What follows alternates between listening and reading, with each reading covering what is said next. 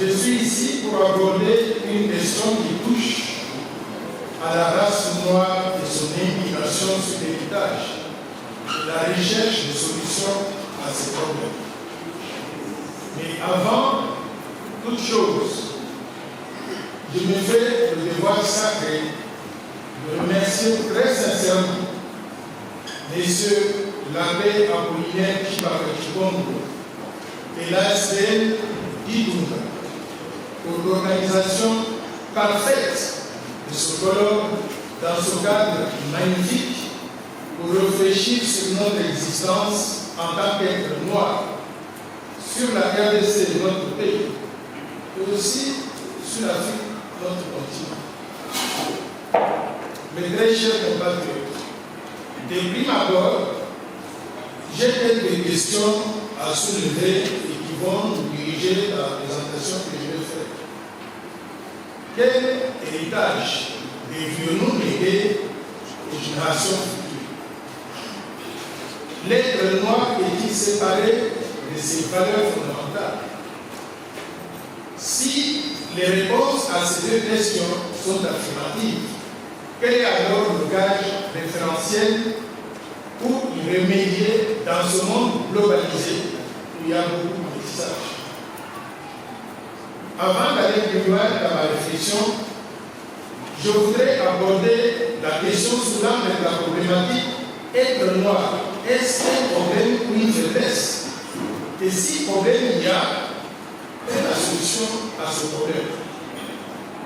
À mon avis, la réponse est malheureusement oui et non, en même temps, car ça dépend irrévocablement de la nature même de l'être noir en général et de la perception qu'il a de lui-même en tant que race par rapport aux autres races.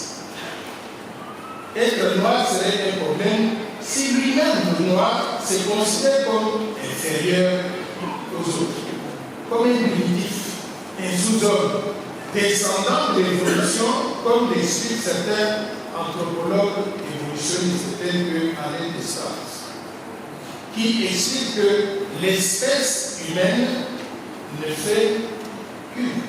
On n'a qu'une seule espèce humaine. Et donc, chaque société suit la même évolution de l'état primitif jusqu'au modèle de la civilisation occidentale que nous avons créée. Mais s'il a une profonde croyance contraire à cette théorie, l'être noir s'affirmerait en tant que partenaire sans complexe et resterait un acteur respecté dans la vision du monde. Être noir serait également une faiblesse si la seule idée de servir de valet ou d'esclave habite dans sa tête, dans son âme. Mais en réalité, c'est justement le contraire qui se produit dans la pratique, car il a été prouvé que beaucoup de grandes inventions scientifiques à travers le monde qui ont été à l'origine du développement moderne sont ou ont été l'œuvre de l'être noir, de l'homme noir.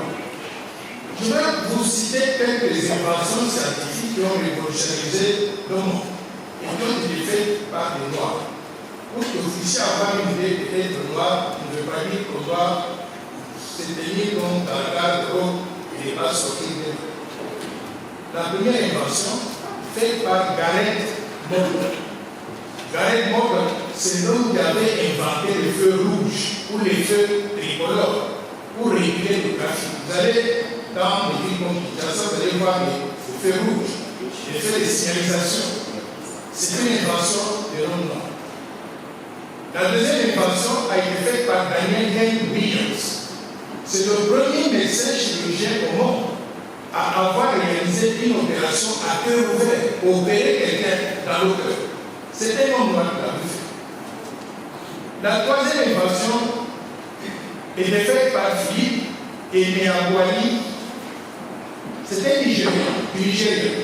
C'est l'un des pères fondateurs du réseau Internet que nous utilisons tous aujourd'hui. La quatrième invention a été faite par Benjamin Carson, que tout le monde connaît parce qu'il était candidat à la présidence C'est un médecin chirurgien qui a réussi à séparer deux êtres qui, à la naissance, étaient reliés par des têtes, des jumeaux reliés par des têtes. C'était moi qui l'avais réussi. Et il y a la sixième invention, faite par Granville Woods. Celui-là, il rendit les transports publics plus sûrs et plus performants grâce à la technologie qui est appelée en anglais Railway Telegraphy, c'est-à-dire un système de communication entre les trains et les gares.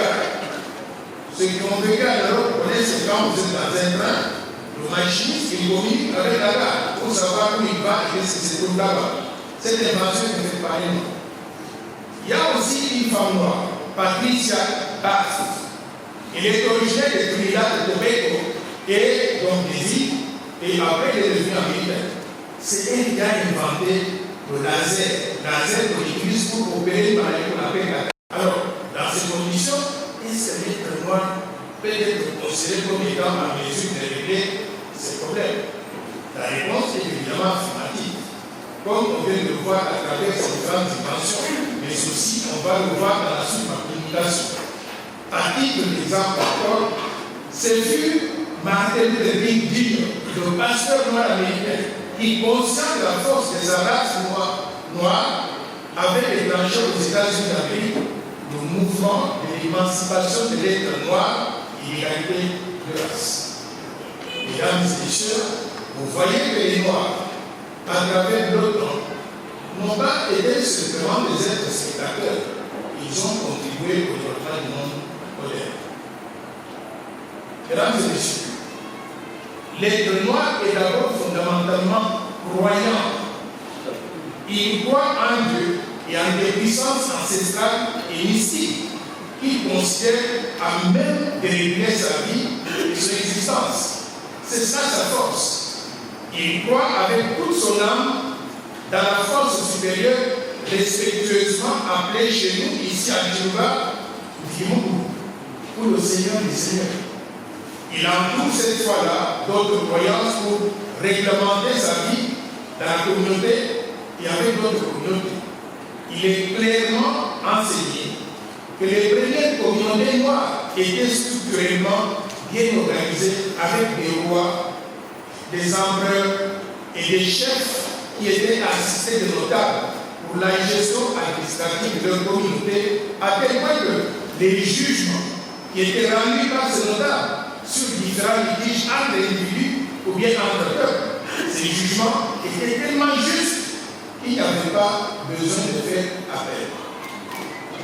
Les différents litiges et conflits étaient réglés avec une justice parfaite, non égalée jusqu'à ce jour par la justice classique actuelle, dont les décisions sont teintées de corruption, de favoritisme, de conflit d'intérêts et de l'injustice. Vous n'avez pas su que ce qui se passe à Kinshasa entre le ministre d'État en charge de la justice et les magistrats. C'est une guerre ouverte. L'être noir avait toujours un esprit de la riche, c'est-à-dire celui de sentir de loin le danger venir et de se prémunir de toutes les dispositions sécuritaires pour sa survie. C'est ainsi, par exemple, qu'il y avait des alliances entre communautés en vue de faire face aux agressions d'autres communautés corrompues ou colonisatrices. À ce sujet, l'exemple le plus parlant est celui de l'être noir du secteur de Chiam.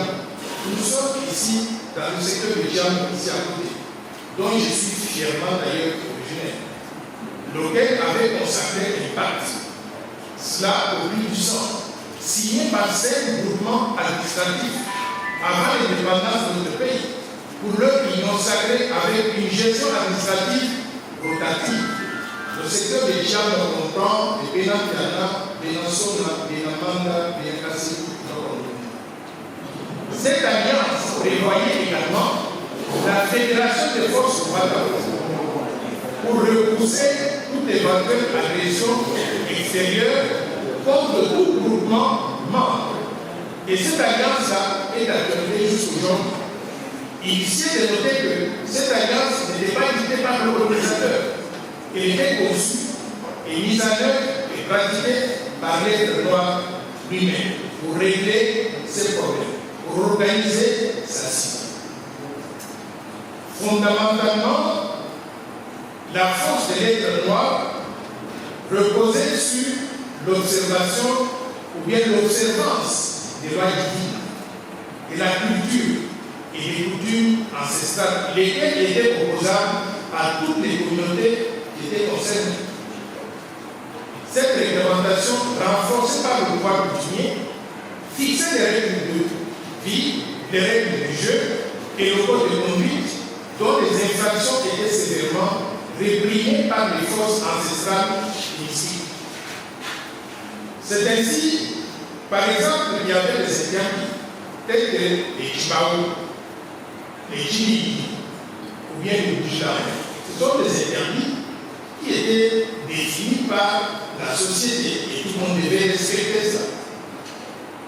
Contrairement à d'autres races, l'être noir a été l'une des rares à avoir subi une acculturation atroce et profonde de ses valeurs de croyance par le métissage culturel et civilisationnel, lui imposé par les contacts avec les communautés étrangères et aussi accepté naïvement par nous-mêmes à travers la colonisation civilisatrice ou des religions mensongères, au point que toute sa force lui a été progressivement confisquée par ruse et aussi par naïveté. L'arrivée de l'homme blanc à tous les temps, ayant découvert les ressources naturelles et richesses économiques que regorgeait l'Afrique noire, l'homme blanc a annoncé sournoisement et méchamment à détruire les valeurs culturelles et ancestrales, lesquelles faisaient la force de l'homme noir, les qualifiant de force négative, de primitive, de bestiale. L'homme blanc chercha donc à introduire à leur place des soi-disant règles de civilisation et de religion, pillant au passage les œuvres antiques, dans le but ultime d'ensorceler l'être noir et de s'approprier ainsi ses ressources naturelles et culturelles. L'Occident va imposer sa propre culture en laissant libre cours au mariage mixte, au métissage, à la corruption, à la haine tribale, en vue de diviser les Noirs pour régner et dominer.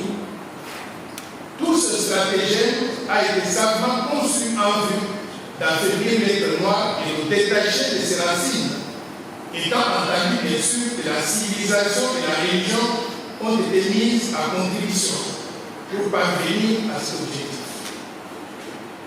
L'être noir est victime de l'effritement de ses pouvoirs souverainistes à cause des infiltrations institutionnalisées et des flux migratoires forcés et du métissage culturel imposé. L'Afrique en général et la RDC en particulier sont confrontés à des sérieux problèmes identitaires exacerbés par l'héritage colonial et le goût mercantiliste des puissances occidentales modernes sous le principe sacro-saint du vivre ensemble transfrontalier, les maintenant sous le joug pesant de l'Occident. La conséquence qui en a découlé est que l'être noir est devenu un problème au lieu d'être une solution pour lui-même. Après avoir été fragilisé en interne à travers les infiltrations étrangères institutionnalisées, beaucoup de pays africains, y compris la RDC, notre pays, instrumentalisés par les décideurs occidentaux, ont perdu la valeur intrinsèque de leur souveraineté. Les trois piliers, c'est-à-dire l'indépendance, la souveraineté, l'intégrité territoriale, sur lesquels reposaient autrefois leurs forces, sont devenus aujourd'hui n'être sans contenu. Plusieurs d'entre eux ayant été imposés de contracter des mariages mixtes et d'adopter des lois uniques permettant aux étrangers de compétir au poste de souveraineté nationale. Mes chers compatriotes, mesdames et messieurs, distingués et invités, nous sommes en droit de nous poser la question de savoir s'il peut y avoir une voie de sortie de ce cul de sac dans lequel les Occidentaux nous ont enfermés. La réponse, d'après nous, est parfaitement affirmative. Au vu de mon expérience et de mes voyages dans beaucoup de pays à travers le monde, mais commençant par l'Afrique de l'Ouest et de l'Est, l'Afrique centrale et australe, mais aussi les pays des Caraïbes tels que Haïti, que notre ami Alain Gilles représente. Je connais très bien notre pays. Comment oui? Et tous ces pays-là, Jamaïque, Trinidad et Tobago, les îles Barbades, les îles Cap-Vert, la Guadeloupe, les îles d'Amérique latine, la Guyane, le Suriname, et j'en passe. Mesdames et messieurs, j'ai longuement parlé de la race noire et de l'Afrique nationale. Je voudrais maintenant me focaliser sur ce qui nous intéresse peut-être la République démocratique du Congo, notre pays. Avec la colonisation, nous avons négligé nos langues, comme Mme Kouna l'a souligné à plusieurs reprises ici. Au profit du français, qui est devenu la langue officielle du pays. Aujourd'hui, nous ne sommes pas à mesure de transmettre nos traditions et nos cultures en français aux générations futures, comme nos grands-parents le faisaient en langue nationale. Ce message de culture est préjudiciable à notre pays et à notre population. Donc, j'endosse la recommandation faite par le professeur Kouna. Il faudrait qu'on trouve des mécanismes pour réactiver les langues nationales en enseignant aux enfants, par exemple, du Grand Kassai, une des langues qui n'est pas du Kassai, le Lingala, le Swahili, et en faisant la même chose aussi chez les autres. Les guerres récurrentes que nous avons à l'est de la République, il y en a appelé plus d'une dizaine de morts, et plus d'une dizaine de milliers de morts et de milliers de déplacés internes et externes, et influer négativement sur la situation socio-économique de notre pays. Nous interpellons. Les différentes propositions de paix qui sont déléguées de l'extérieur n'ont eu jusqu'à présent pour conséquence d'affaiblir l'État en le rendant plus dépendant de la communauté internationale et moins préoccupé par le bien-être des populations congolaises. Les infiltrations au sommet de l'État et dans les institutions de la République démocratique du Congo, telles que l'Assemblée nationale, l'armée, la police, les services de sécurité, même les secteurs publics et privés, sont et ont été suicidaires pour notre pays. Cet état de choses a cruellement vidé notre pays de sa vitalité en tant qu'État et l'a réduit dans la position d'une dépendance des pays extérieurs et de la communauté internationale. La fuite des cerveaux est exacerbée par les Congolais qui vont à l'étranger aujourd'hui, soit pour leur sécurité, soit pour des raisons d'études ou de travail, mais sont forcés par la misère de prendre des nationalités étrangères de pays d'accueil. En le faisant, ils sont d'office frappés par l'article 10 de la Constitution de la République qui stipule que la nationalité congolaise est une et exclusive. Et par conséquent, il ne peut être détenu concurremment avec notre nationalité de notre pays. Par ce mécanisme subtil, la RDC a déjà prévu près de 15 millions de nos compatriotes qui vivent dans la diaspora sans espoir de retourner au pays. Ceci constitue une fuite énorme de cerveau qui pouvait constituer des ressources humaines de qualité utilisables pour le développement de la République démocratique congolaise. Moi, et Congolais d'origine que je suis, j'avais proposé, et je propose encore, à l'Assemblée nationale un projet de loi qui consacrerait l'irrévocabilité de la nationalité congolaise d'origine pour que personne d'entre nous, Congolais, ne perde malgré lui la nationalité congolaise de la la nationalité de la même partie donc la nationalité congolaise. C'est le principe de la double nationalité. Donc, je recommande qu'on adopte le principe de la double nationalité avec tous les pays du monde, sauf avec les pays limitrophes, surtout ceux qui nous font la guerre. Les infiltrations étrangères au sommet telles que signalé si haut menacent la souveraineté nationale et l'intégrité territoriale du pays. C'est ainsi que la proposition de loi Djamil des pères de mères et d'épouses va préserver les fonctions régaliennes et les souverainetés de la RDC en tant que pays une fois que cette loi sera votée. Pour faire face à ces menaces, noirs et congolais que je suis, j'avais proposé et je propose encore que l'accès aux fonctions de souveraineté, y compris la présidence de la République, soit réservé exclusivement aux Congolais d'origine, nés de père et de mère congolais d'origine, et mariés le cas échéant aux épouses congolaises d'origine. L'idée ici n'est pas de faire la discrimination par rapport aux autres. L'idée, c'est de mettre le pays dans des mains où on a la loyauté totale à l'égard de notre pays. L'idée est donc de protéger la RDC contre les infiltrations par des compatriotes à loyauté partagée entre la RDC et notre pays étranger. Les postes visés par ces restrictions-là sont très limités. Président de la République, président du Sénat, président de l'Assemblée nationale et haut magistrat de la République, gouverneur de la Banque centrale du Congo, premier ministre et les ministres régaliens, les officiers supérieurs de l'armée et de la police, les officiers des services de sécurité et les ambassadeurs de la RDC à l'étranger. Cette proposition de loi est expliquée dans les détails dans ce livre que j'ai publié et qui s'intitule De père et de mère, quel avenir pour la République démocratique du Congo. Je vais remettre environ 5 exemplaires au projet du Tunga pour la bibliothèque, pour ceux qui sont là.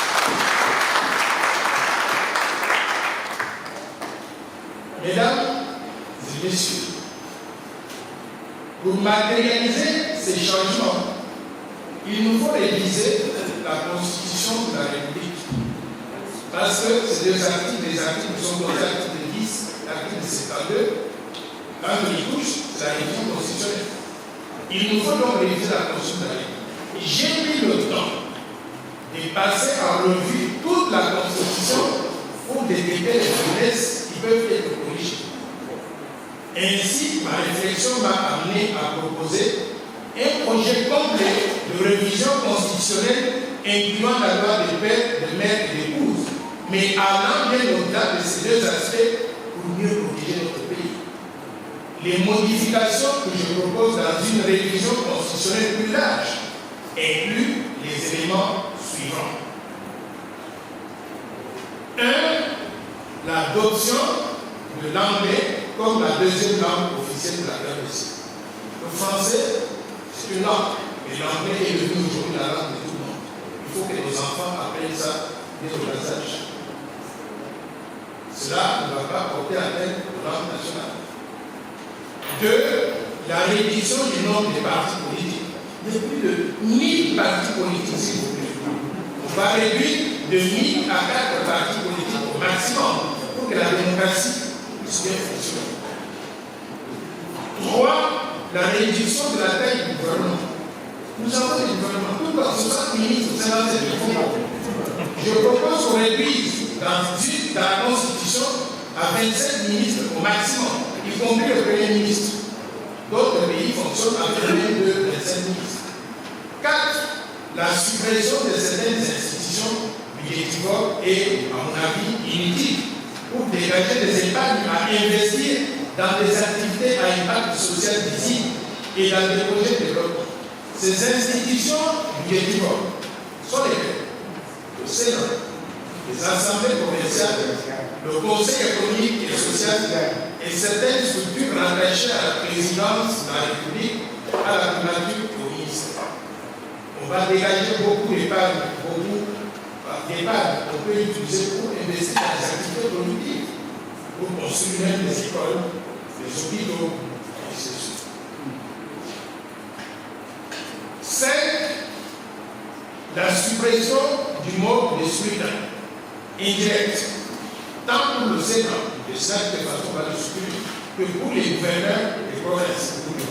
Nous avons remarqué que pour élire les provinces, pour être élu gouverneur des provinces, il suffit d'avoir gagné l'argent, de distribuer aux gens, et vous êtes devenu gouverneur, même si vous n'avez pas qualifié pour ça. Il faut supprimer ça. Le changement du mode de désignation des gouverneurs des provinces et administrateurs du territoire, qui serait désormais nommé par le chef de l'État. Ils disent tous qu'il y a la vision du chef de l'État et tous ce qu'ils font, c'est conformément à la vision du chef de l'État. Ils vont travailler avec lui, basé sur les nominations que lui va faire, les choix des gens que lui va effectuer. 7. L'allocation d'un délai de 30 jours au maximum après l'investiture du président de la République pour désigner le Premier ministre et même délai de 30 jours au Premier ministre pour former le gouvernement et obtenir son investiture auprès de l'Assemblée nationale. 8. L'interdiction formelle sur demande de qui que ce soit de céder la souveraineté nationale pour remettre une portion du territoire à qui que ce soit sous demande de l'Union africaine ou des Nations unies. C'est interdit. On ne peut pas toucher à la souveraineté de notre pays. C'est l'article 219 qu'il faut suivre. 9. La reconnaissance de l'exclusivité monétaire nationale et l'interdiction formelle de la circulation de monnaies étrangères sur le territoire congolais. Le fameux développement de la dollarisation. 10. L'interdiction formelle de la réhabilitation explicite de la loi Bakajika qui décrète que le sol et le sous-sol appartiennent à l'État. 12. L'adoption du principe de l'irrévocabilité de la nationalité congolaise d'origine. Toute nationalité avec tout le monde, sauf avec les pays voisins. 13. L'adoption de la proposition de loi de père et de mère d'épouse pour les fonctions iraniennes afin de protéger la souveraineté nationale et l'intégrité territoriale. 14. L'adoption de conditions d'études minimales pour les mandats électifs à tous les niveaux. 15. La réintroduction de l'élection présidentielle à 2 tours. Enfin, 16. Le maintien de l'article 220 de la Constitution. Tel qu'il est. On ne va pas y toucher.